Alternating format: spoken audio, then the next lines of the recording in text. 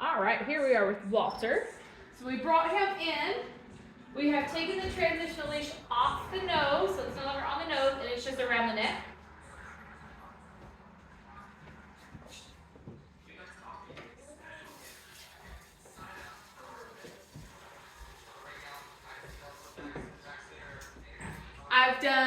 So the transitional leash is no longer on the nose. Sorry, I don't know if you can hear me when I was over there.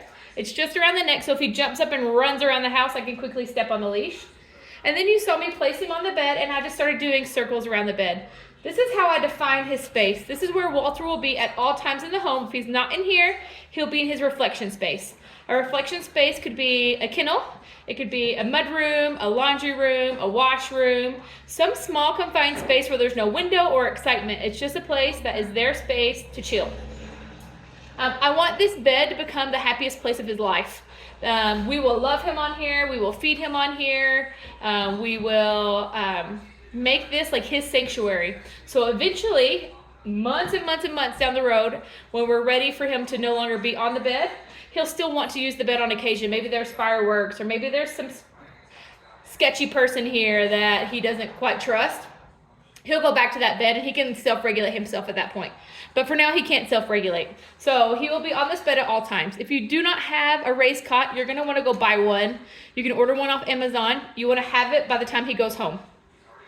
The raised cot is important because it's a dramatic step to being naughty, right? He's got like 6 inches before he actually steps off that bed. So it gives his brain the ability to kind of think through it. If you just have a place that's a flat place, it's really easy for them to push those boundaries, and it makes it very frustrating for them and very frustrating for you.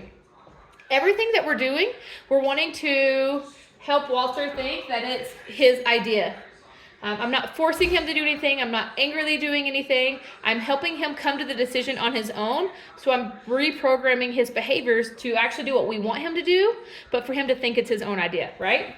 So just like when I was using that contact pressure with the leash, where I'd lift up the weight of an apple until he put his bum down, he's got to keep his bum down on this bed also.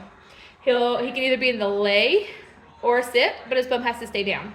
The only time he can stand up is if I put the food on his bed and he's eating food or drinking water. He can stand up for those times, but as soon as he's not actively eating or drinking, he must put his bum back down. And so we're just creating this safe space for him. So right now he's on the bed. He's doing a great job because he's not sure what I'm wanting. Tomorrow or later this evening, he'll start to push the limits a little bit more. He'll get more brave and kind of decide that he wants to see what he can get away with. But right now he's just being so good to be like, I'll sit here. I'm fine. Like, I know this is what you want. I don't need to push any buttons right now. Some dogs will push buttons from the very beginning, and some dogs don't, and that's fine that he doesn't. He will eventually do that for us too. If he stands up, which I'm hoping he'd do any minute now, I will apply distance pressure, and that's just where I go and I put my body in front of him. I don't touch in any way, but I'm giving him, like on Toy Story, my angry eyes, when Mr. Potato Head puts those in. I'm giving that angry energy, that you're doing something wrong energy, right in front of him. And then as soon as his bum goes down, I open up and I release that energy. And so then he starts to understand, oh, that's what that means. So eventually I can be across the room and I can just be like, and he'll be like, oh crap, okay. And then he'll just correct himself, right? Kind of like what your kids have learned how to do over time after they've seen that mom stare enough.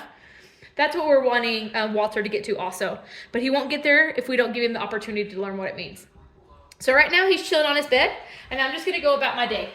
I'm going to go check the mail. I'm going to open the mail. It's almost time for Caleb to eat some food. He'll come in, and he'll sit down at these chairs, and they'll have dinner. Oh, here's distance pressure. Bum goes down, I release that. Everyone's going to eat dinner here. Our squeaky, wobbly table. And Walter's going to chill back there behind us. Whether we're dropping stuff or whatever it is, we want him to learn just to chill there. We'll be able to kind of make noises. And I want Walter just to learn how to sit there no matter what. Coming, just a second.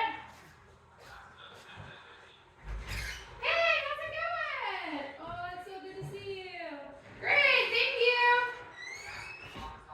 That was beautiful, right? Walter still didn't get off, so I'm going to come love on you. Good boy.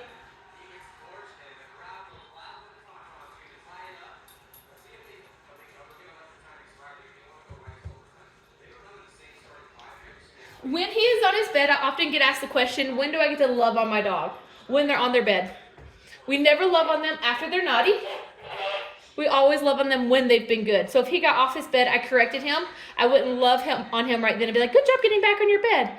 I would wait until he was on his bed for a few minutes and then go love on him. Otherwise, my smart dogs, like Walter, will learn to get off and get back on just for that praise that they're looking for.